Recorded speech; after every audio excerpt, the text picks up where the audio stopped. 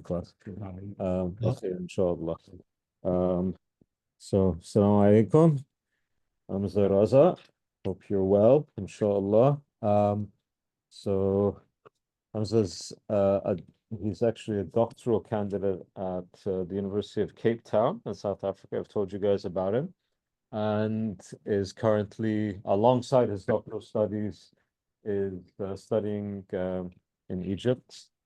Um, and I wanted to find somebody who could give you guys a good lecture on the neo-traditionalist movement. And you know, you guys will all benefit from this as well, but it was also a bit of a project for Hamzah. And he was really looking forward to actually putting this together. It's something specific for you guys. I don't think you've never given this lecture to anybody else, have you? No, No, never. this is something specifically for you guys. And he also said like this is a project for him. So I'm looking forward to seeing what he comes up with, inshallah. But we're on behalf of Bayan, we're very happy to have you. And we look forward to, inshallah, having you in person in the future. So, Bismillah, go ahead. Inshallah. أعوذ بالله من الشيطان الرجيم بسم الله الرحمن الرحيم الحمد لله رب العالمين والصلاة والسلام على رسول الله صلى الله عليه وعلى آله وصحبه وسلم اللهم صل على سيدنا محمد عبدك ورسولك النبي الأمي وعلى آله وصحبه وسلم تسليما بقدر عظمتك في كل وقت وحين ولا حول ولا قوة إلا بالله السميع العليم ولا حول ولا قوة إلا بالله السميع العليم ولا حول ولا قوة إلا بالله السميع العليم وأما بعد.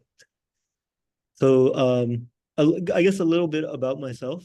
And I guess my personal background kind of explains why this is a little bit of a project for me. Because when it comes to, what people term the neo-traditionalist movement, I in many ways have like 1 foot in and 1 foot out, like in terms of like the movement. And it's also very difficult for me sometimes because a lot of the shayukh that I study with, I have very big disagreements like on a lot of these things, but I still have this, very big, immense respect for them. So I did my undergraduate and master's in Islamic studies at Vanderbilt and then at Harvard. And then since 2021, I've been studying kind of the Islamic sciences in Egypt. And I'm currently in the second year of the 4-year Ruwaq program, which are like the kind of, halakat, in the Azhar Masjid. And then I'm also studying at Darul Iftah's 3-year Iftah program for Azhar graduates. And I work as a senior researcher at Darul Iftah and as an advisor to Dr. Ibrahim Najm, who's a spokesperson of the Grand Mufti of Egypt. And then I'm also doing my PhD at the University of Cape Town in South Africa, where I'm studying the thought of 20th century kind of Islamic intellectuals. In terms of kind of different approaches to modernity that kind of Muslims have taken in the kind of modern age, there have kind of been 4 kind of approaches. There have been the Salafis, and within the Salafis, you can kind of even already divide up the Salafis.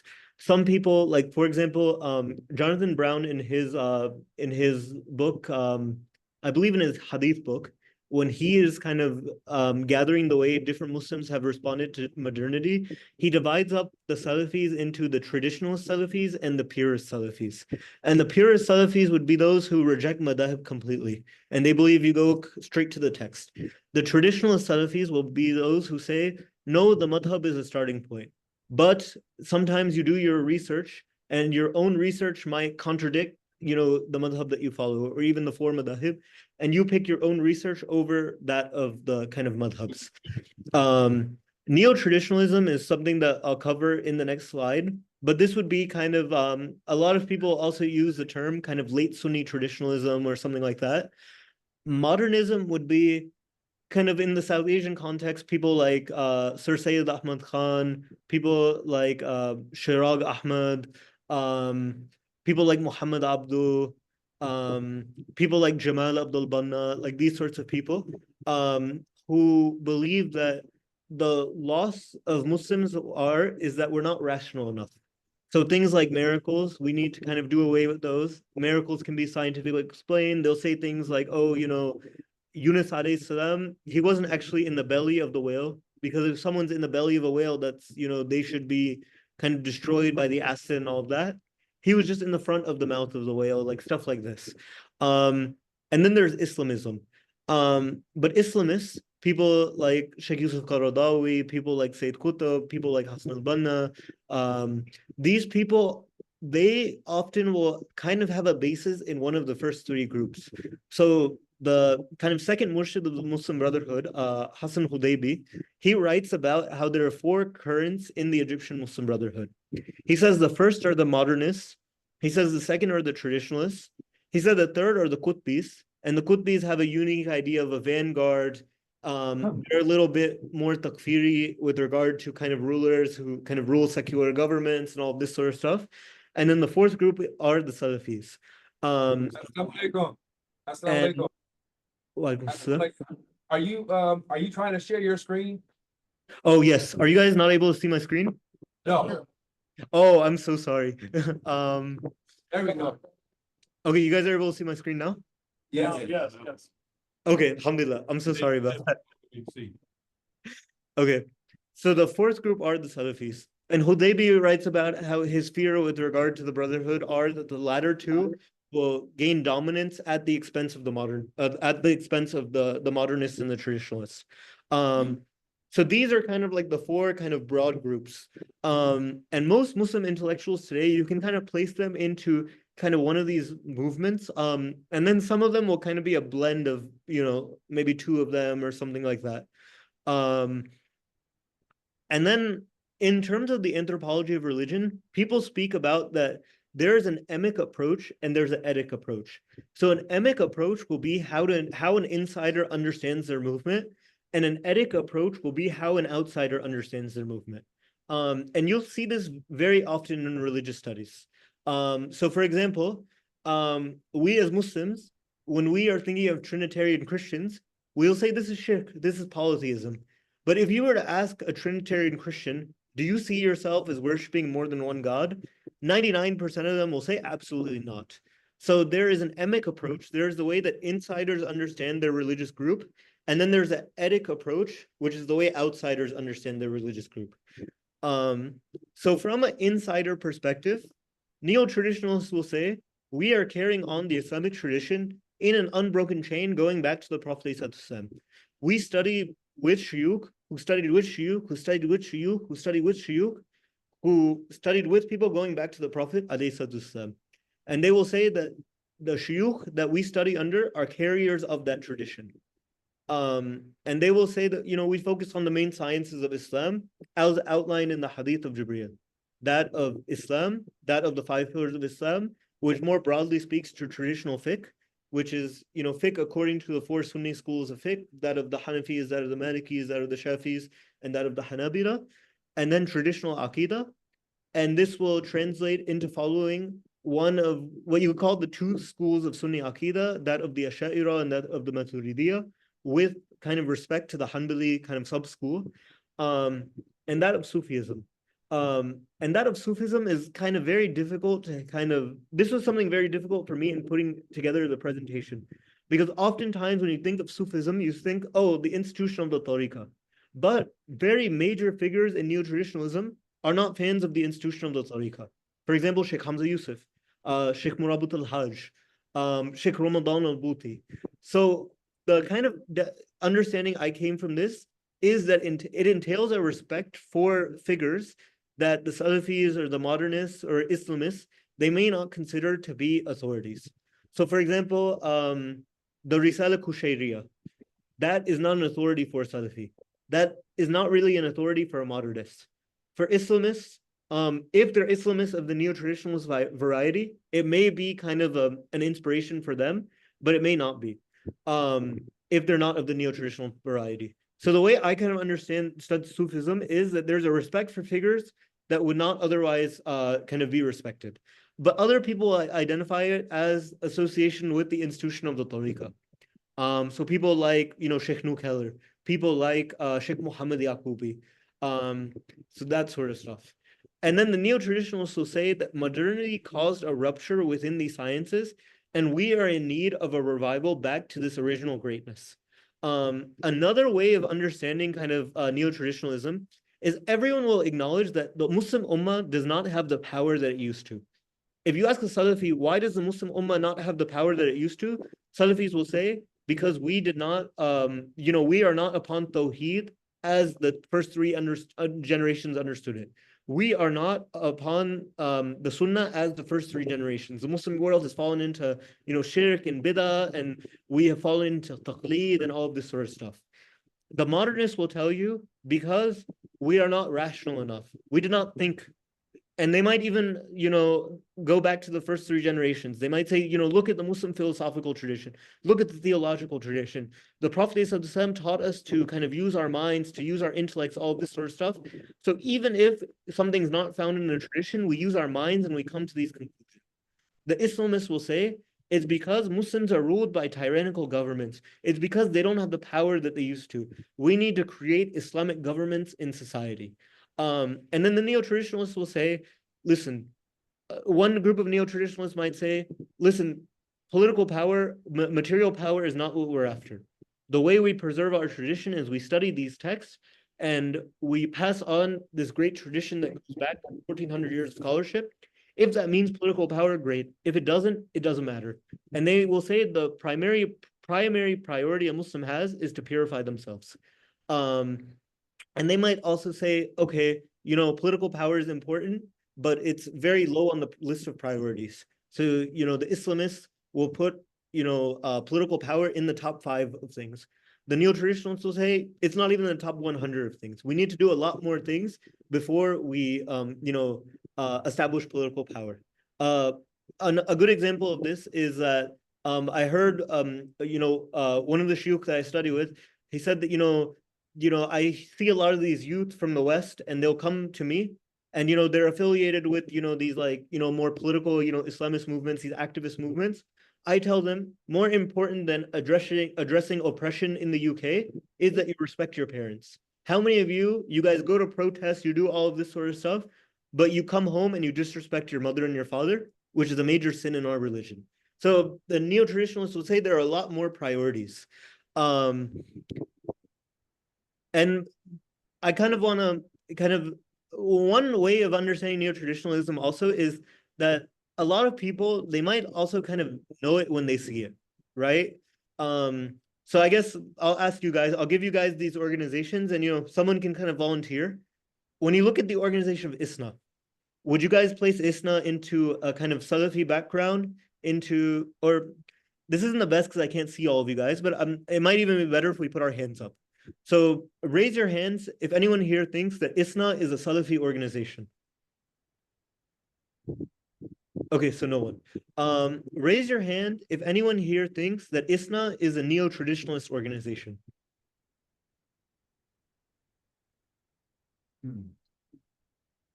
Okay, so no one. Raise your hand if anyone here thinks ISNA is an Islamist organization. Yeah. Comes out of me, it comes out. Okay, so a few people put their hands up. Raise your hands if you guys would think ISNA is like a modernist organization. Okay, so if you guys put your hands up. Now, ICNA, the Islamic Circle of North America. Does anyone here think ICNA is a Salafi organization? Put your hand up. Okay. Raise your hand if you think ICNA is a neo-traditionalist organization. Okay. Now raise your hand if you think ICNA is a Islamist organization. Okay, and how many of you guys think ICNA is a modernist organization? Okay, so a few of y'all. Now raise your hand if you think Zaytuna College is a Salafi organization. Now who here, raise your hand if you think Zaytuna College is a neo-traditionalist organization. Right, so almost most people's hands are up, right? Now raise your hand if you think Zaytuna is an Islamist organization. Now raise your hand if you think Zaytuna College is a, did I say modernist organization already? I think I did, right? Oh no, so raise your hand if you think Zaytuna is a modernist organization. Right? Now a place like CARE. Raise your hand if you think CARE is a Salafi organization.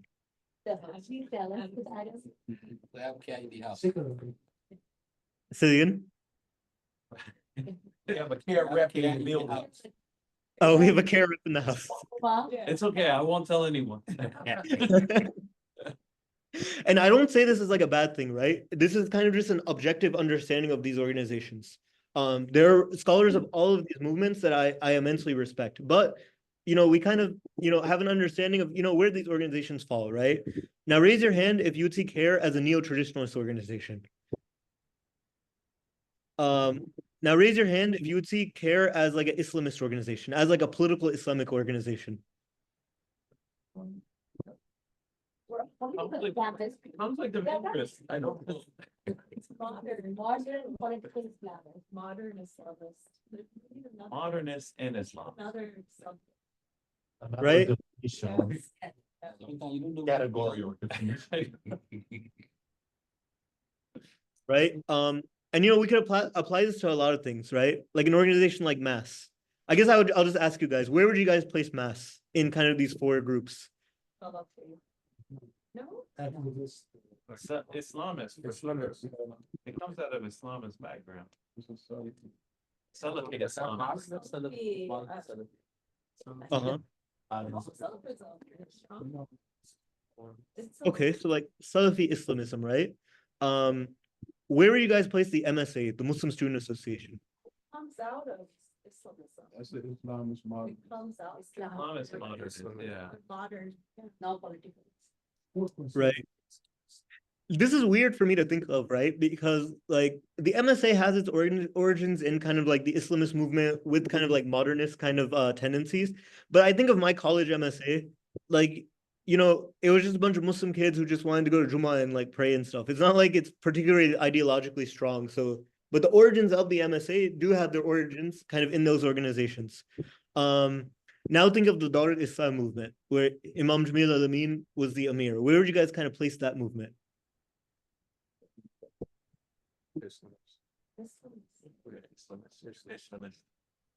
And look, different places. Salafi, yeah, they do have, they rejected the Wahhabis outwardly, they're internally, they would read the books and stuff, so it was hard to say that you still go find Kitab and stuff like that on the bookshelf, even though they wouldn't claim people how to study. It's hard to say. Islamist. Yeah, but they had a very political tip to it, so Islam is probably the closest thing. I don't think you can get. Right? That's a good way of kind of putting it. They're Islamists, but they reject Wahhabism outwardly, but they do have a little bit of Salafi influence. They also have a little bit of like almost Deobandi influence, which is interesting, right? The mosque cares, the community of Imam Warthin Muhammad. Where would you guys place them? Salafi.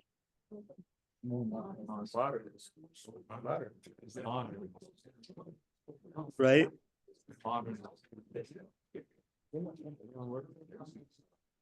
Right? If you look at the way Imam Warthin Muhammad, he rejects madahib. He will favor kind of his own ijtihad. There are certain fatwa that he would give that, speak to even his approach to hadith, all of this sort of stuff. He was most definitely a modernist. But in terms of the movement that he was coming out of, you could even argue, oh no, he was actually very traditional compared to what his community was when he kind of inherited it. So these are interesting questions. And then Maqasid, the community of someone like Sheikh Yahya Rodis, where would you place them? Right? They're neo-traditionalists kind of to the core. And there are other people, right? Someone like Imam Umar Suleiman, where would you guys place him? Modern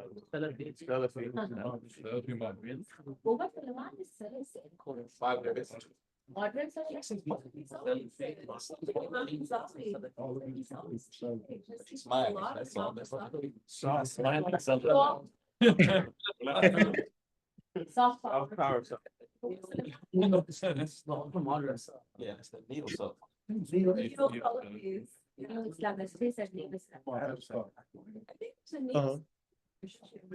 So you could say, it's almost like, a very kind of light Salafism, a little bit of Islamism. I'll give an example, right? I went to the ICNA convention. I heard Imam Umar Suleiman give a talk, and the talk was about like the importance of families or something, right? But then he started talking about how Bashar al-Assad is a dictator, about how we need to stand up for Palestine, all this sort of stuff. This is like 3-4 years ago. You would never hear if Sheikh Hamzah Yusuf is talking about, the importance of the family. You would never see those tangents, because in Imam Umar Suleiman's vision of Islam, opposing, oppressive governments is very much more a priority than in someone like Sheikh Hamzah Yusuf, right? Where did you guys place someone like Sheikh Hamzah Yusuf? They're traditionalists. Right, neo-traditionalist. In many ways, he's like the face of kind of neo-traditionalism in the West. What about someone like Imam Majid? Pacifist. Islam, say passive. Keep working. That's very political.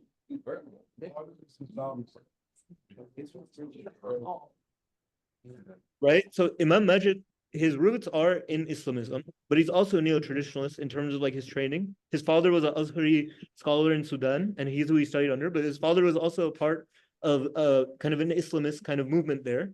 But Imam Majid has a sort of quietism that he'll meet with people that someone like Umar Suleiman wouldn't meet with, right? So there's variation in the Islamist movement. In the same way, there's variation in the kind of neo-traditionalist movement. Now we'll have 2 more slides of this. Someone like Imam Amin Muhammad, where do you place him? Right? Yeah. He's a neo-traditionalist to the core. Like I used to live in New Jersey. Sometimes I would go to like Imam Amin Muhammad's talks. Every other khutbah was about the importance of having the right creed, right? It was about, Allah exists without time and place, all of this sort of stuff, right? So Imam Amin is, a hardcore Ash'ari. Someone like Dr. Shadi al-Masri, where would you place him? Right?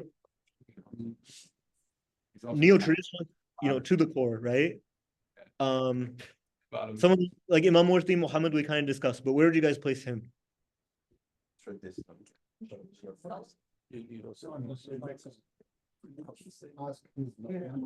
you guys think?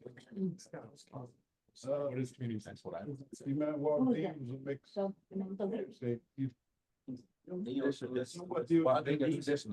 Under these definitions, traditionalists, neo-traditionalists. Yeah. Uh-huh. Yeah. So some of you guys are saying neo-traditionalists, some of you guys are saying modernists. I'm having trouble like hearing, but that's what I'm hearing, right? Oh, like so neo-traditionalist while being a traditionalist. Uh-huh. That's a category. Yeah. And then this is a good example. Someone like Sheikh Yasser Qadhi, where would you guys place him?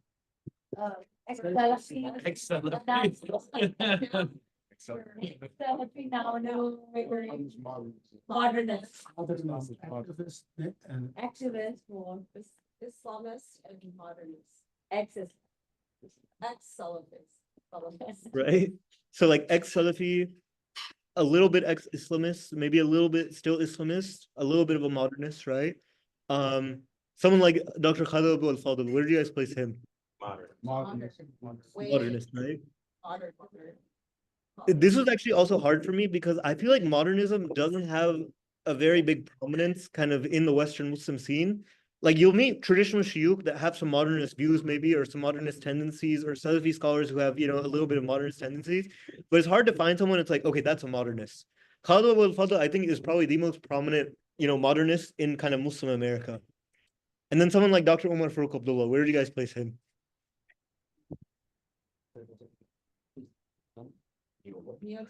Neo-traditional. Right? Neo-traditionalists. So a lot of these things, it's almost like you don't need an explanation. You kind of know it when you see it. In the same way, if I go to a masjid and the imam is talking about certain things, I don't need to ask him his training or something. I kind of know, what his leanings are based on, how he talks, what he chooses to talk about, what he chooses to prioritize. So that is the neo-traditionalist movement from a kind of insider perspective. They'll say, we believe in traditional fiqh. We believe in traditional aqidah. We believe in traditional tasawwuf. We believe that, to talk about the religion, you need a sanad going back to the Prophet, alayhi salatu wasalam. In terms of politics, some of them will be quietists, some of them will not be quietists, right? The politics of Dr. Umar Farooq Abdullah are very different from the politics of Dr. Shadi al-Masri, which are very different from the politics of Sheikh Hamzah Yusuf. But they are all within kind of the traditionalist kind of spectrum. So critics of neo-traditionalism, they may or may not agree with these emphases, right? Some of them will say, like someone like Yahya Burr, he's a very big kind of critic of the neo-traditionalist movement. He'll say, okay, I believe in your fiqh, I believe in your aqidah, I believe in your tasawwuf, but I do not accept your, I have some other critiques that you guys do. Other critics of neo-traditional might be Islamists or Salafis or modernists, and they might say that, hey, we don't agree with this idea of following, one of the four madahib. Even within the neo-traditionalist movement, some people will say, okay, you have to follow a madhab, and without a pressing need, you can't go to another madhab.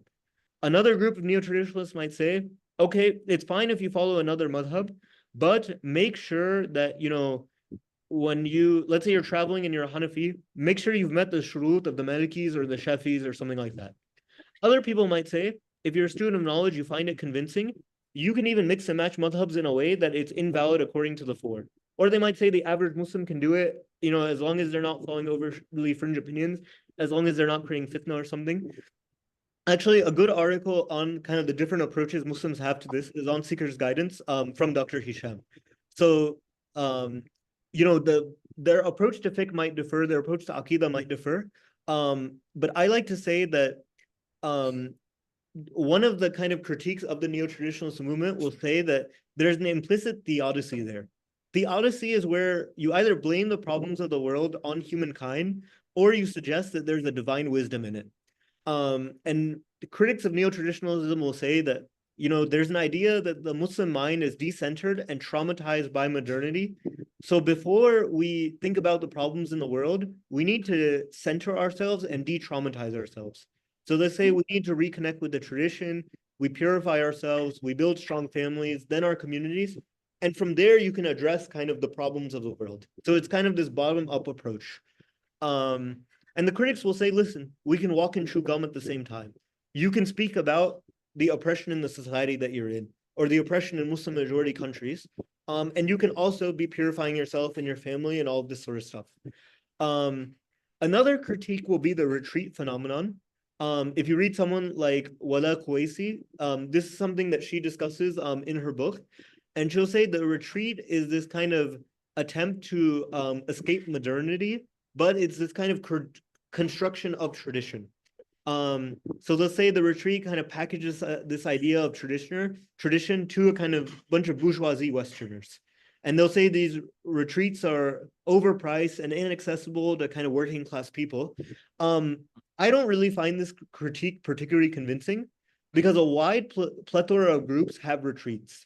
Workplaces have retreats. For example, if someone works at Deloitte has what's called Deloitte University, where you spend like a week away from, society, and you kind of just connect with your, coworkers, and you kind of think about what the culture of Deloitte is, away from kind of the hustle and bustle of everyday life.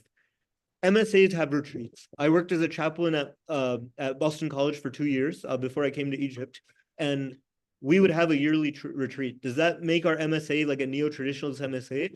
The students just like to spend a weekend, in kind of, Cape Cod, funded by the university, and, just praying the 5 prayers together, doing dhikr together, having halaqat, and just hanging out with, their Muslim classmates. Salafi, Islamist, modernist groups, they'll organize, Umrah trips to Jerusalem, trips to Turkey, all of this sort of stuff. But yes, it's true that international travel is out of reach for most Americans. But I think these organizations do try to remedy that with financial aid and all of these sorts of things. So I don't really buy this kind of emphasis on the retreat phenomenon. There will also be kind of a spiritualization of politics. So there will be this appeal to metaphysics, this kind of abstract theory that relates to the nature and kind of first principles of things. So if you read someone like Taha Abdul Rahman, who is a philosopher, I think based in Morocco, based in North Africa, and a lot of neo-traditionalists will kind of see him as an inspiration. When he talks about uprising, particularly in the context of the Arab Spring, he said uprising is another ego, and one should not remove that kind of oppressor. But rather the best thing to do is to struggle against one's ego. Because he says one's ego cannot replace another ego, which sounds great. But I see, when I was studying in my master's program at Harvard, I had Hindu classmates who would say the same thing. They say, we don't work against the BJP in India because, we're just focused on getting rid of our own egos. The Modi regime is an ego, and if the people replace it, they're just going to be another ego. That's fine and dandy, but in all honesty, for the Muslims who have to live under the Modi regime, that doesn't do anything for us. That doesn't do anything for me. If you are living in Gujarat and you are under the threat of kind of Hindu nationalist violence, and then these people are saying, oh, just work on your ego. You can work on your ego all you want. The Hindu nationalist violence still might threaten your life, your family's life, all of this sort of stuff. They will also appeal to this idea of the power of dua, as opposed to kind of engaging in material things such as protests, boycotts, etc. This was particularly pronounced in the context of the Arab Spring. In the US, where Islamism is kind of more dominant, organizations like CARE, ISNA, ICNA, the MSA, these were all founded by kind of Islamists, and this is where their origins lie. We saw a lot of splits between neo-traditionalists and Islamists, and this mirrored splits that existed in the Arab world. For example, someone like Sheikh Qaradawi and Sheikh Abdullah bin Baya, they were on the same fatwa council. Post-Arab Spring, Sheikh bin Baya resigned from that council and he created his own council. I remember being a senior in high school in 2014, and I would go to ISNA almost every year. I would travel from New Jersey to DC, and I would go with my friends and my family to this conference, and we used to love listening to this lineup of speakers. And Sheikh Hamzah Yusuf, I remember him coming to ISNA every year from the time I was like 9-10 years old to the time I was like maybe 16. And then in 2014 he stopped coming to ISNA, and I don't think he has ever come again since. And that was a big shocker, but it comes from issues in kind of the Arab world kind of having kind of this effect on Muslims in America. In December of 2016, as many of you might remember, Sheikh Hamzah Yusuf faced immense controversy for two statements that he made at the RAS conference in Canada, when Mahdi Hassan was interviewing him, and he asked him, should Muslims get involved in the Black Lives Matter movement? And Sheikh Hamzah said that the United States is, in terms of its laws, one of the least racist societies in the world. We have some of the best anti-discriminatory laws on this planet. We have between 15,000 to 18,000 homicides a year. 15% of those are black on black crime. There are twice as many whites that have been shot by police, but nobody ever shows these videos. It's the assumption that the police are racist, and it's not always the case. I think it's very dangerous to broad stroke any police that shoots a black as immediately being considered a racist. Sometimes these are African-American police officers. The police aren't all racist.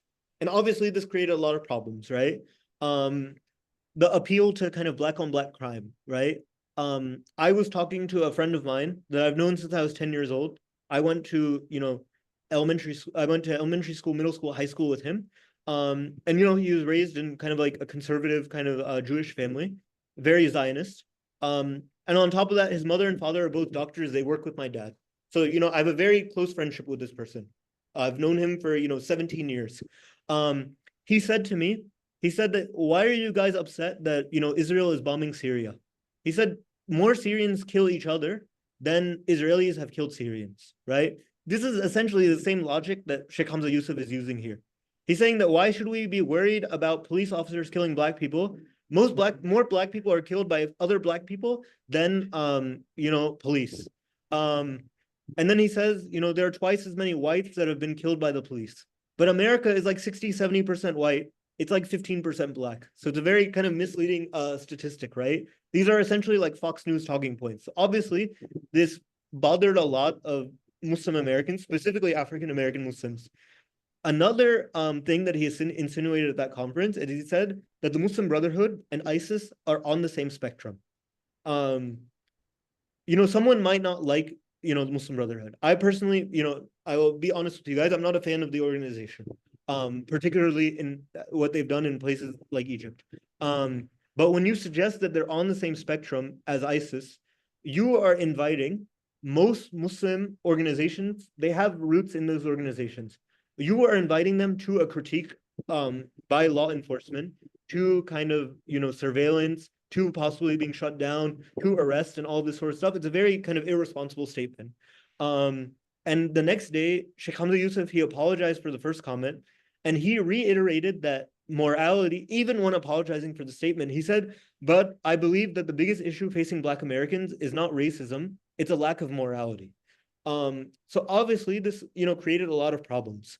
But I would venture to say that this is not the case for all neo-traditionalists. A few days after this controversy, Imam Amin Muhammad, who's, in many ways a hardcore neo-traditionalist, even the way he kind of moves politically, he's very much an establishment guy.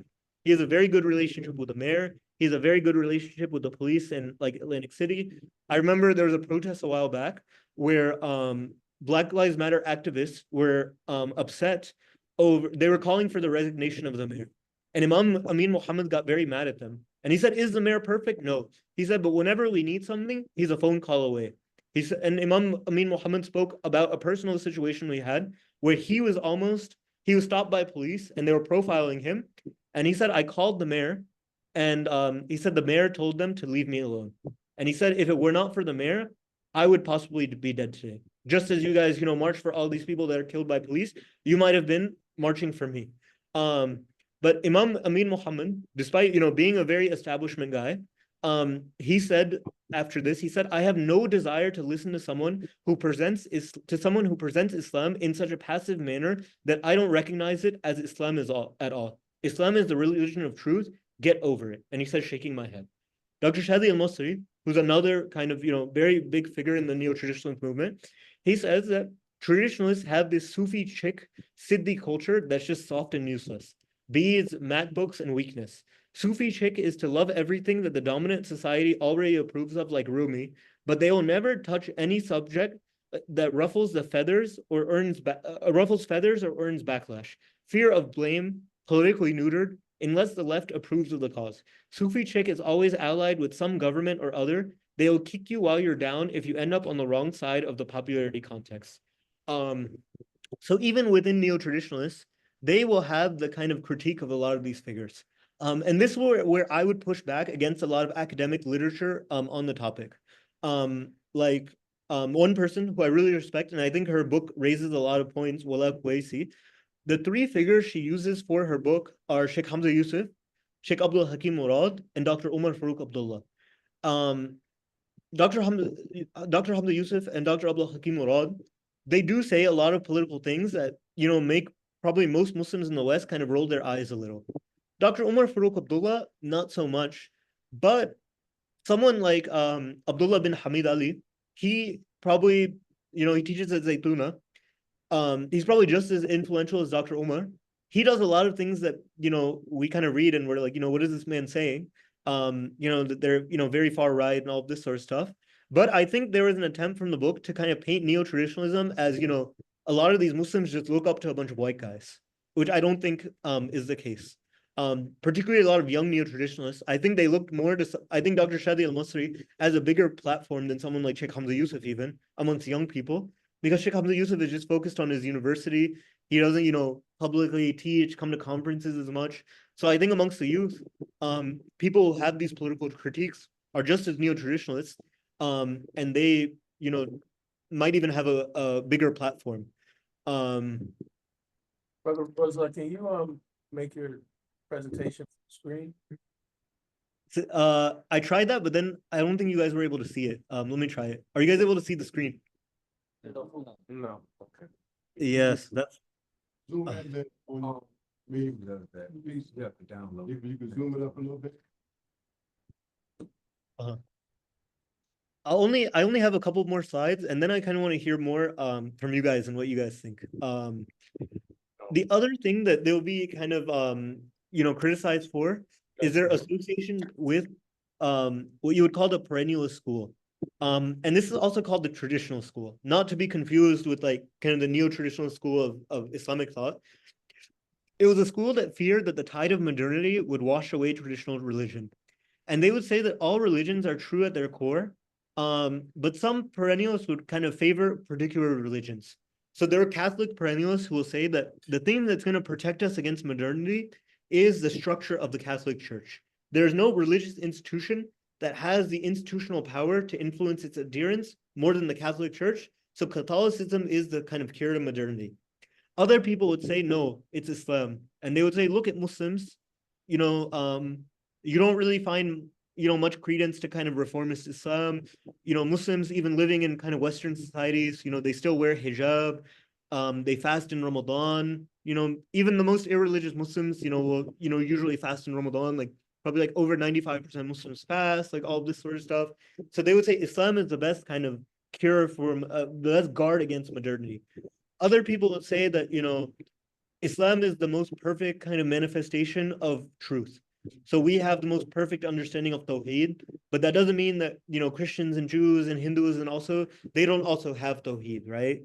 So a lot of early kind of Muslim intellectuals were perennials. People like Martin Lings, people like Fritjof Schuon, people like Rene Guénon, and, other people like Eaton. But a lot of people will criticize them and say that this unity of religion stuff is clearly antithetical to Islamic scripture. Allah says, Inna Dina Indallah Islam, that the only religion acceptable in the sight of Allah is Islam, that Islam abrogates previous religions. So one cannot know of the properties of Islam, know of the Quran, all this sort of stuff, and then say, but I choose to be a Christian and I believe that religion is now true. And this school has also served as an inspiration for kind of far-right thinkers, such as Steve Bannon, because of its strong belief in hierarchies. And this is also something troubling, right? As traditionalists, neo-traditionalists, they do believe in hierarchies, as do most traditional Muslims, right? I'll give like a personal example. There is a way that, I speak with my father and my mother, even, being an adult, someone who's married, someone who's, independent of them in, many ways. I'm still deferent to them, because that is what I believe is like a value taught to me by the Islamic tradition. When I'm in a university setting, when I'm around shuyukh, there's a certain deference I have to them. I do kind of, believe in hierarchies in that sense, in a way that, a modernist or even a Salafi, would reject, and they would say, that's weird. Another example is, there are scholars that, especially, in Egypt, Al-Suri shuyukh, I might disagree with a lot of stuff they say, but if I see them, I will kiss their hand, because I still respect the fact that they have a certain amount of ilm, in certain sciences that, leads me to kind of have a respect for them. Salafis, modernists, a lot of people, they might find that a little bit weird. But they also believe in like the social hierarchy. Someone like Schuon, for example, was a big admirer of the Hindu caste system. And he basically believed that, there are some people who are just born to, their objective in life is, they're born to, just shovel. And there are other people who are born to be intellectuals and, all of this sort of stuff. And this sometimes does justify a little bit of racism. And a lot of scholars like Abdul Hakim Murad, he has a line in his book where he, I forgot the term he used, but he calls like, South Asian workers who moved to the UK, like he calls them like mango trees or something, right? This is kind of offensive. Or someone like Sheikh Hamzah Yusuf, there are times where, it'll almost be like he's kind of talking down to like, Arab and Desi and African Americans, Arab and Desi immigrants and African American Muslims.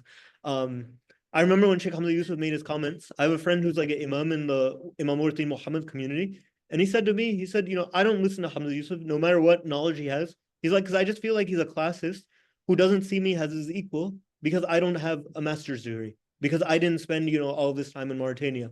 And he says, I don't like to listen to people who talk down to me. So there is kind of this sentiment. And then there's also this sentiment that, neo-traditionalists will critique Marxism and feminism and all of this sort of stuff. I don't really find this critique very convincing, on its kind of like outward thing. Like this is a critique of Dr. Omar Farooq Abdullah, that he says, feminism is antithetical to tradition, or Marxism is, not from our tradition. And I would say, yes, most traditional religious people will critique Marxism and feminism. It's very, a lot of these people, it's like, I don't know what you want. Do you want like the imam of like your masjid to be like a fourth wave feminist? Like, 99% of the time, that's not going to be the case. Your imam is not going to be like an avid Marxist, or like, I think a better critique is that they'll often share platforms with people who are, in the idea of the fact that, oh, we have the same socially conservative values and all of that. They'll ignore a lot of their right-wing views. So for example, Sheikh Hamzah Yusuf, he wrote a letter with Robert P. George, who's a conservative Catholic professor and a philosopher and a professor at Princeton, asking hotels not to have kind of, pornography on their kind of like television services.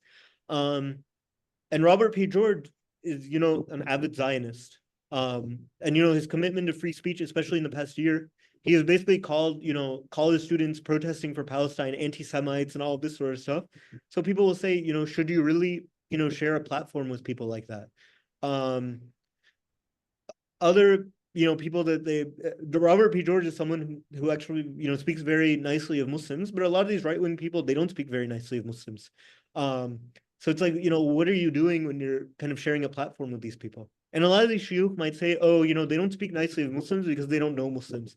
This is our opportunity to get to know them and build bridges and all this sort of stuff.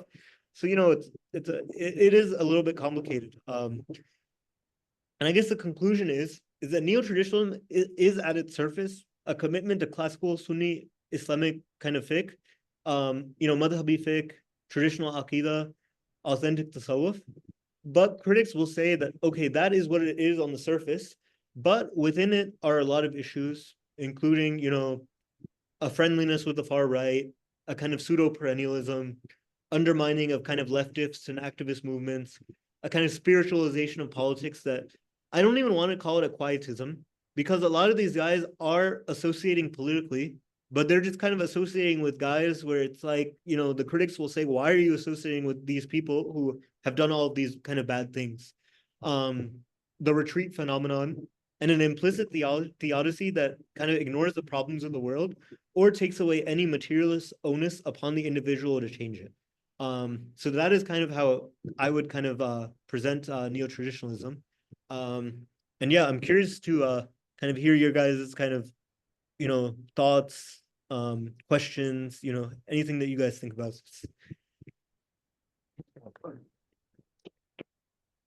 Thank you very much for quite a comprehensive overview, including a lot of normative points, Hamza. So this will be interesting to see how this all landed with the audience, inshallah. I could tell that a lot of people were very taken by your approach and a lot of your statements. And I'm glad that you provided that complexity, that it's not all one thing. There's certain things that bring the neo-traditionalist network or movement together.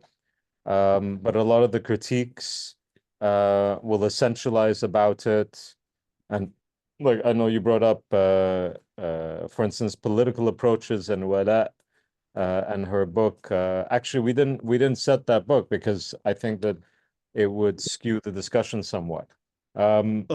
So I have one question to kick off with before I open it up, and I know that they do have, quite a few questions for you, but the question that I had was, how much do you think this network that I think was very identifiable in the 80s and the 90s, particularly the 90s. I think really when we talk about the neo-traditionalist network or movement, the 90s is very significant. Can we close the doors because people are outside? The 90s and the early 2000s, I think it was very easy to point to that network. I'd say it's something quite distinct. A critique I have of, just a lot of talk today about this movement today is that I'm not so sure it's so distinct anymore, in the sense that, you mention people like Shadi al-Masri or Abdullah Hamid Ali, insofar as they might describe themselves as neo-traditionalists, okay, they certainly are very different than what happened in the 90s. And also people who might have been influenced in some way by, let's say, Hamzah Yusuf in the 90s or the early 2000s, they've gone away to study and they've connected themselves to a much broader as I put it, set of windows into the tradition as compared to, people in the 90s or 2000s, where it's really that quote unquote, we talked about the Holy Trinity of Abdul Hakim Murad, Hamza Yusuf, and Noor Keller. The world's moved on a lot since then. And I wonder if the widening of those windows and, the number of different places people go to in 2024 means that really, maybe the neo-traditionalist movement is kind of over. I know that's provocative to say, but I'd be interested in hearing your take on that, and then we'll open it up to questions, inshallah. That's a good question. I was actually thinking of a similar thing where in the kind of 90s and even early 2000s, growing up in America, Islamism and Salafism were kind of the norm. So these neo-traditionalists were almost people who were doing something weird. This was also difficult for me to put together in my own background. Because if you want to be technical, I am in many ways a neo-traditionalist. But my neo-traditionalism is like more of a Dr. Shadi al-Masri, Amin Muhammad. If I want to extend it further, like Habib Umar, Imad Ifat, like kind of neo-traditionalism, right? And when I mention these scholars, these are people who were kind of activist against what they saw as oppression. They were not quietists in any means. But even growing up, a Mawlid was something that was kind of weird. Not because of how I was raised, but on a communal level, like growing up in New Jersey or in the DC area, how many Muslim communities were doing Mawlid? How many Muslim communities were doing majalis of dhikr or like any of this, right? But if you want to look at this from like a madhabi perspective, this should be the norm. And if you go to the Muslim world, if you go to Egypt, if you go to Pakistan, if you go to Turkey, if you go to these places, if you are of that kind of traditional variety, you are the norm. And if you were like a Salafi or an Islamist, you almost have to explain yourself. You were kind of out of the normative way of doing things. Whereas America was kind of the opposite, because we just didn't have, as many traditionally trained scholars. But I feel like now, as people have traditionally studied, they can kind of come back and they can, they can kind of situate their own brand of neo-traditionalism. So a good example is that I have a friend, for example, he just completed his master's at Al-Azhar. He spent 10 years in Egypt, and now he's an imam in New Jersey. If somebody says to him, "Oh, Sheikh Hamzah Yusuf, said X and X about politics," he'll say, "Okay, that's fine." But the scholars I studied with in Egypt, some of them take that approach, some of them take another approach. So it's still situated within neo-traditionalism. You can even look at, going back to the Sahaba. In the context of, the Umayyads, there are some Sahaba who were quietists. There are some Sahaba who took a kind of activist approach, but that still is kind of grounded within the tradition. So I, in many ways, is thinking the same thing. Like neo-traditionalism has become a kind of, how would you say? It's a very hollow term in a sense, because that Holy Trinity is no longer the Holy Trinity. You could be a committed madhabi, Ashari, Sufi, and you could never interact with the work of Hamza Yusuf or Noor Keller or Abdul Hakim Murad, and you will know the tradition just fine, because there are so many other people you can go to for that. I think that's exactly what I was getting at, and I'm glad that you ended on that particular point in your answer, because I think the very use of the term of neo-traditionalists, you mentioned Yahya Bert, Yahya, of course, comes from within the neo-traditionalist movement tremendously, and now has critiques of many figures within it, and primarily about politics, right? And the irony is that when he makes the critique, I think it's clear he's talking about very select people, right? There's an essentialization there that has to happen, because of course he can't be talking about everybody who shares those principles about madhab and aqidah and tariqah, because then there are lots of people who just don't agree. And I'm not sure if he does this in his sort of more recent work, but he begins to describe it as a network rather than as a movement, and that network is very much about the 90s and the 2000s, especially around things like Rihla and, which no longer, I don't even know when the last Rihla was. you know? Uh-huh. And I don't think that, you know, if you're under the age of 40, I don't know how relevant these things are anymore. But I'm going to stop there because you and I could talk about this, you know, in some detail. And Hamza's doing his PhD in Cape Town, okay, the University of Cape Town. One of my own teachers, Sheikh Saraj Hendricks, was from Cape Town, Allah yarhamu. I would never describe him as a neo-traditionalist, right? Because he was never part of that network. And yet at the same time, shared so many of those tenets, but, you know, comes from a tradition that's more than 100 years old. So predates this network and its impetus for being quite significantly, but, you know, has had a lot of respect for many different figures. So I think that shows you that there are these links that exist.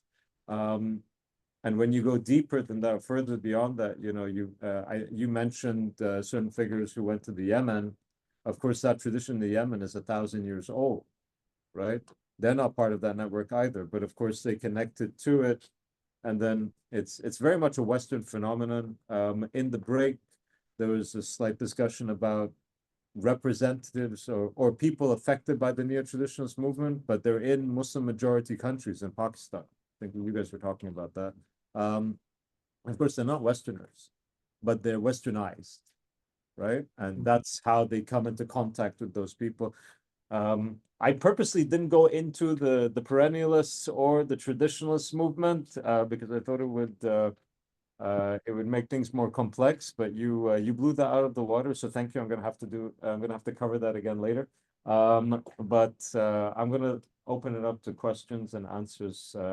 And because of time, what we're going to do, and I hope you've got a pen and paper in front of you, Hamza. We're gonna take 5 questions. And then if you can answer however you want to answer, if you want to group them together, if you want to, you know, focus on 1 or 2, but we're going to give the opportunity for 5 questions at a time. We might get through more than 1 round, but let's see. So who's got, okay, so 1, 2, 3, 4. Okay, so those are the 4 right now. So we'll do those 4. Bismillah, Adam. If you can make them as pithy and as quick as possible so we can get more in. My question is, what would you theorize is the most attractive approach to the broadest spectrum of American Muslims in 2024? It would seem like to me a blend of neo-traditionalism and modernism is what seems it would appeal to most people in America as far as the Muslim community goes. And so I'm just curious your thoughts. Okay, that's 1. Qasim. Yeah. I was curious to see how you would classify kind of like this neo-Salafi movement that's posing as neo-traditionalist. So, for example, in Seattle, you'll see some Salafi, Salafi, pure Salafi, who will say, I am Athari Hanbali, and I'm Ahlus Sunnah wal Jama'at, posing as almost a neo-traditionalist, but really hardcore Salafi. So how would you understand and classify that? Hamza, by the way, I don't know if your lights went off. Is there an electricity cut? Let me just turn my lights on. Yeah, no, because he's When in I Cairo, turn so those there are electricity cuts. Oh, okay, طيب ماشي. Oh, is it, or the sun just went down, صح? Yeah, just I think Maghrib's about to come in, but in like Okay. 15 minutes or something. All right, but we'll make sure that you get away in time for Maghrib, inshallah. طيب, Oh. go and then we'll do it like that. Trying to think how to say this. So with regard to the emic approach, which is the internal perspective that people would have within particular orientations, is there any analysis on how socioeconomic position impacts the orientation? So whether it's traditionalist, Islamist, because in the United States, we are hyper politicized, and religion has a particular utility in that regard. So is there any analysis on how people come to their particular orientation and how those factors engage that? As a result of their economic background? Yes. Got it. So, yeah. Okay. Eugene? Just in terms of like the perception and understanding that a lot of people who attach to the neo tradition pervade put out right now. In terms of studying, I've studied with some people and witnessed that a lot of the students, even if they've been studying 15, 20 years, we have this very subservient and weak perception of ourselves. You know, we no matter what we study, like I said, we could want to a very high level. It's like we never have the understanding that we can attain a level of mastery of the tradition. And I've seen it to be quite, it's quite prevalent amongst students of knowledge. And I know you've seen it because we studied with some of the same people, we've been in some of the same circles. I wanted to know, what do you think about that? What do you think we can do in terms of just engaging with people on that level? Because again, it's like we have this image that has been given to us of the masters of the tradition in all of these different places. Like I said, you have some people I know been studying for 20, 30 years. And okay, whether or not you're a scholar or not, we're not going to get in that. But it's like you reject the fact that you have actually learned something to a certain degree. You know, because I'm quite sure you've seen it's like, even to the point where basic questions, we'll always try to refer back to our teachers instead of answering the question ourselves. It's like, we've been studying for the last 20 years, man. So, yeah. Was that it? Just understanding some, you know, get some background on that and what can we do to try to work on that? Because this is a very serious problem I see with students now. In fiqh, there is the I think concept of what we call it رأي الجمهور, or the majority. he can't hear you. So can you raise your voice? In fiqh, there is a concept of رأي الجمهور, which is the opinion of the majority. We're talking here about certain movement which has different views. Do you have any knowledge about certain movement where they are putting themselves in the middle and they're accepting what everybody else almost agree on, and leave the differences excuse to anyone who are different with? Is there a movement which is it has been, or it's in the process to be in the middle and accept everybody principle which beats them and give excuse to things which are not agreed on? Did you get that, Hamzah? I didn't fully understand it. I Okay, heard so the question is, are you aware of a movement that basically does not focus on matters of ikhtilaf and just focuses on those things that the broad majority agree upon, and where there's ikhtilaf, that they just leave that for, you know, everybody's free to do, if I'm presenting this correct? Okay. Everybody's free to do as they see fit. Does that make sense? Yeah. Okay, I'll give one more, and then I think we might have time for another round, but any other questions now? Okay, all right, Hamzah, take it away. Okay, so for the kind of first question as to what is the most kind of attractive approach, this is a good question. My personal understanding would be, from like a kind of pastoral perspective, is that kind of neo-traditionalism, probably with a touch of modernism, probably is the best approach. Because I feel, but it really depends on who you're talking to. Because the Salafi approach, a lot of youngsters, that's what kind of gets them early kind of into the religion. They get excited, all of that. But the problem with like Salafism is that this is aside from, okay, is it closest to the Sunnah? Aside from even those discussions, if someone is a Salafi, I've found that oftentimes things that normal Muslims do, you know, to get close to Allah, you're told that that's a bid'ah. So it becomes very kind of difficult to kind of be practicing. And you kind of end up kind of estranging yourself from kind of other Muslims. And there is almost like this sixth sense that when you're told to do something, the first reaction is to say, oh, is this an innovation?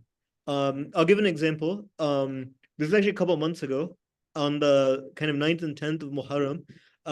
Somebody, you know, asked me, they said, you know, I want to know, is fasting on the 10th of Muharram, is that an innovation or is it from the Sunnah?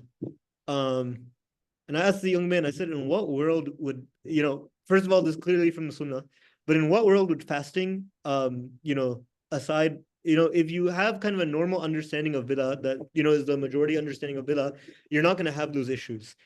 The issue with, kind of a complete modernism is that it becomes up to the ijtihad of a particular person. And when you go to another person, they're going to have their own ijtihad. When you're divorced from that tradition and you're reliant on one guy, it becomes kind of very difficult. I see this with a lot of students of someone like Khalid al-Fadl. They might do one thing and then they might completely do another thing because they'll say, oh, our sheikh found this like new ijtihad that, we can, engage in this practice. And that new ijtihad will just be kind of like a shad opinion that's, everyone knows is in the books, but everyone considers it too weak to kind of give fatwa by. Islamism has a kind of an appeal, especially in the context of activism and all of this sort of stuff. But it becomes also a problem when the center of your deen is just some political program. Like the deen of Islam is much bigger than, a political program. There was like a joke that there was this masjid like in the DC area. They used to call it Masjid al-Siyasa because they said, if you miss the news, just watch the Jummah, just go to Jummah that day. Like the Imam will reoccur you on, everything that happened in the world, the past week. Like that's nice. Are you talking about my khutbahs, Hamzah? That's really not fair. But yeah, but there's not a sustainable way to like run a community. People need a lot more than politics. Some neo-traditionalists take it too far where they divorce the deen from politics entirely. But in creating a healthy community, also more than any ideology, you just need someone who's intelligent and has that kind of wasatiyah and kind of understands how to deal with people. There are plenty of kind of neo-traditionalist imams who are just not good at dealing with people. Someone asked, what would I say of kind of like neo-Salafis will say, I'm a Maliki Athari or a Hanbali Athari or something like that. I think this speaks to the fact that it speaks to kind of a rise of that kind of neo-traditionalism. If you are kind of like a young kid who grew up in a Salafi community, and then you meet a young kid who watches, Dr. Shadi al-Masri's podcast, every day or something like that, you're going to have to respond to him in his language in a way that a Salafi in the 90s or early 2000s wouldn't have to. This is also a good question on how socioeconomic kind of background makes one see themselves, and how we're hyper politicized and how that kind of affects people's orientations. This is a very good question. I think in a lot of communities, let's say, I'll give an example. One of my kind of classmates here in Egypt, he's from a Salafi community in Newark, New Jersey. He's studying at Azhar. He's a murid of Habib Umar. He is not a Salafi by any means. But for his community, he tells me this. He says, most of my community are not Salafis because they're very ideologically strong. They're Salafis because when they became Muslim, that was what was in front of them. And he says, in my community in Newark, New Jersey, most of the masajid are Salafis. And then there's the Imam Warthin Muhammad community. And he said that, we have a, very good relationship. And he said, he told me of a conversation he had with his father, where his father said to him, his father is a Salafi, he says to him, where in the Quran and the Sunnah does it say that it's permissible to worship graves? And he says to his dad, he says, I don't worship graves. And his dad says, you can, call it all you want. I know you worship graves. Give me the evidence from the Quran and the Sunnah that you worship graves. So he said that, in a lot of like communities, like, people are not, thinking about these things kind of like in a very deep way. And, he says there are Salafis in his community who, basically, send him money to help him get along in his studies. And he says for them, they're just happy someone from their community is studying at Al-Azhar, is studying in Egypt, all of this sort of stuff. So in many ways, to sit around and philosophize about this is kind of like a very kind of is a privilege for those who have the money and who have the time and all of this sort of stuff. I'll give another example. My mother, like her family comes from a long line of like Sufi Toruk. But my mom is just like an average Muslim. Like, she does certain things that, you might say she's a neo-traditionalist, but if you ask her, she'll be like, oh, I just like all Muslims. She's like, I don't really know what these differences are. And my mom is someone, in a, dunyanawi sense is like, pretty well educated. She has a college degree and all of that, but like, she just doesn't, find this stuff interesting. And she doesn't find these differences to be particularly important. And then somebody asked in fiqh, is there an idea of jumhur? Is there a movement that does not focus on like dhanniyat? I think in order to be a good kind of person in a pastoral sense, someone needs to kind of know these things. This is something that I think even many neo-traditional, like this is something that even when I work at Darul Ifta, is something that's very emphasized like in my training. That when it comes to qat'iyat, we're unapologetic. We're not going to tell people to do something that's haram. But if there's a difference of opinion, and in the context of the person and the time and the place, maybe it might be beneficial for them to follow a minority opinion. We will give fatwa by the minority opinion. A good example of this is someone came to Darul Ifta a couple of months ago, and they were from a village in Egypt. And we know that shar'an, if somebody breastfeeds a person, that person becomes their mother. There was a mother who she breastfed her neighbor's kid. The neighbor's kid ended up marrying her daughter. She was watching a television program on TV where some sheikh mentioned that that person becomes your brother. So she became very worried. She came to Darul Ifta. She said, my daughter married basically someone who's my son, Shar'an. I didn't know this when I breastfed him. What do I do? They have 3 kids. Is this, Shar'an, is this incest, all this sort of stuff? Darul Ifta said, how many times did you breastfeed the kid? The woman said 7 times. In the Hanafi school, if you breastfeed the kid 1 time, that becomes the person's child.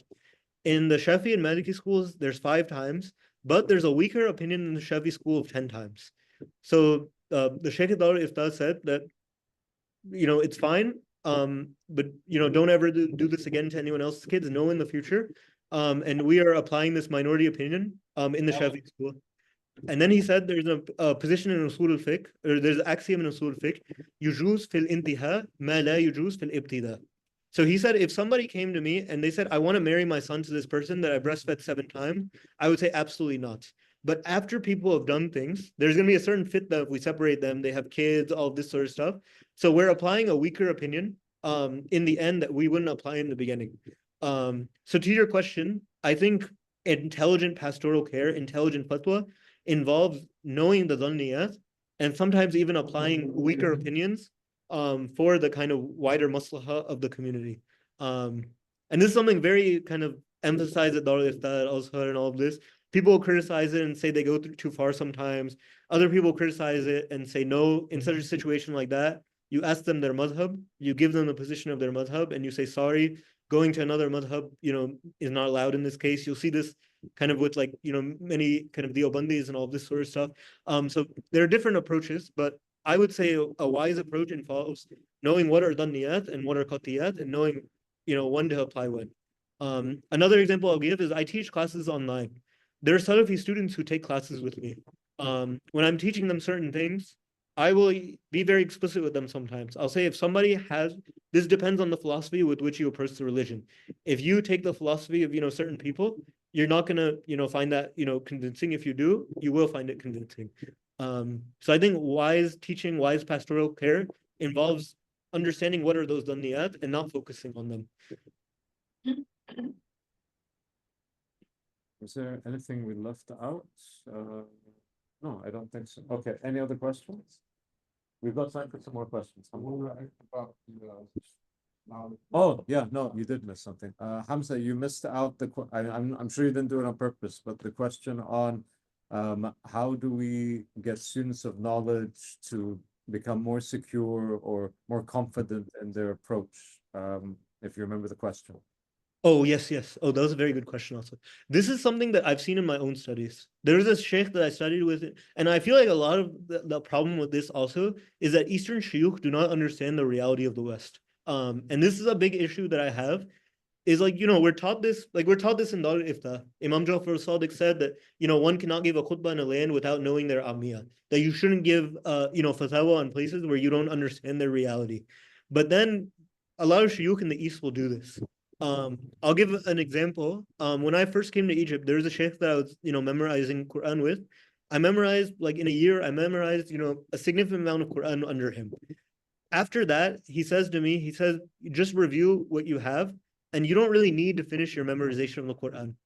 I said to him, I said, why? He said, you're from the West. There aren't people in your country who, have memorized the Quran on that level. He said, this is enough. You don't need to do a khatam in Taraweeh, just do this. And I said to him, I said, what are you talking about? I said, there's a place where people do hifz 30 minutes from my house. They produce 30, 40 hafad a year. Like, in what world did you think that there are not people who memorize the Quran in America? And in all honesty, this and other stuff that he did, this led to me not studying with him. Because there is this idea that, oh, you're from the West, people in the West don't know the religion, so you don't need to study the religion on like a high level. And you don't want a teacher who, doesn't do that. There was another, Sheikh al-Ifta, someone came to him with a question for like Westerners, and he basically said, you can take this minority opinion that you can combine salahs, combine Dhuhr and Asr and Maghrib and Isha, essentially whenever you want. Like no durura, nothing. I asked him, I said, why are you giving this like fatwa? Like, why are you giving such a lax opinion? He says, the person lives in America. They don't, have masajid. The closest masjid might be an hour away, 2 hours away. I said, what city does this person live in? He says, this person lives in New York City. I said, I said, there's a masjid on every corner. You do not need to tell this person that they can, do jam whatever they want. And the sheikh was very sincere. He goes, oh, subhanAllah, I didn't know that. He said, I'm not going to, write this fatwa. It was like an email or something, right? But this is a problem. And a lot of times students of knowledge need to understand that when you've studied the requisite sciences, especially people who have studied like 10, 15, 20 years, sometimes your ijtihad might be different from the ijtihad of your teacher because the state of your own people better than, your teacher who's, maybe never left Egypt, or maybe when they leave, they, leave, for a week or something like that. So this is something important. And one thing I respect about a lot of my shuyukh at Dar al-Ifta is like one of my teachers, somebody asked me, this wasn't in Dar al-Ifta, this was just in a personal capacity. They said, is a Muslim allowed to marry a Mormon? And this is something I didn't know the answer to. If you ask questions to people, if you ask Christians, they consider Mormons to be Christians. But the theology of Mormons is, very heterodox and is not of what Muslims consider, Christians to believe. So I asked one of my shuyukh at Dar al-Ifta, and he said, to be honest, he's like, I'm gonna be honest with you. I've never heard of this religious movement. I've never met someone from this religious movement. He said, I cannot give a fatwa. He said, go ask someone in America who knows who these people are, what they believe, how they function in society, all of that. So I think one thing that I've done living in Egypt for 3 years, and there was a lot of kind of trial and error with regard to this, is I found shuyukh who I feel like are responsible with this. And I accept the fact that, I might not know as much fiqh as a professor at Azhar, but I might be better in giving fatwa to people because, I understand the people better. I'll give another example. When I was at Vanderbilt, I was an undergrad. It's not like I knew a lot about, Islamic studies or anything like that. But Sheikh Isam Ito was a professor at Vanderbilt when I was there. I would study with him. I would study texts with him. I would do dhikrs with him, all of this sort of stuff. Sorry, Hamzah, sorry. You might want to explain who Sheikh Isam is, for those who may not be familiar with him. So Sheikh Isam Ito is a student of Sheikh Nuruddin Ither. He was a professor in the College of Sharia at the University of Damascus. And because and this is also a good example, right? He's a neo-traditionalist in every single sense of the word. He had to leave Syria because he spoke out against the regime. So he's not a political quietist in any way. When he came to the United States, he would teach in the university setting where I took classes with him. And he's probably one of the most learned scholars in America. Sheikh Nuruddin Ither, in one of his books, he says that I think that this book will cause the author of the book to be considered as one of the most learned hadith scholars of the modern age. And Sheikh Nuruddin Ither, many people call him Muhaddith al-Sham, they call him the Bukhari of the 20th century. In Azhar, if someone studies hadith, the majority of the books are written by Sheikh Nuruddin Ither. So Professor Ito is, one of the most learned scholars in the United States. And I would study with him, but Professor Ito would refuse to give khutbahs. And he actually said to me, when I asked him, I said, why don't you give khutbahs? He said, I don't understand the United States. He said, I got here 2 years ago. He said that I don't understand, the needs of people. And he said, in all honesty, he said, and keep in mind, I'm like 19 years old at this time. He said, you are more suited to give a khutbah in Nashville, Tennessee than I am. And this is, a humility that I feel like a lot of Eastern scholars don't have. And a lot of Western students, as a result of many of the shuyukh they're studying with not having that understanding, they become different in the way that they shouldn't be. And I would also extend this. I think that this is the reason that a lot of shuyukh have these kind of political issues also. I think Sheikh Hamzah Yusuf, in a lot of ways, he trusts Sheikh Abdullah bin Bayya a lot. But trust of your teacher doesn't mean that you kind of, become this kind of blind follower. Any more? That was good. That last portion you said about like students and the interaction with the teachers and then how that transfers back to them coming back. Yeah, we'll talk about that afterwards, inshallah. There's more to go into on that. But do we have any more questions? We've got a little bit more time with Hamzah if we need it. So any other questions?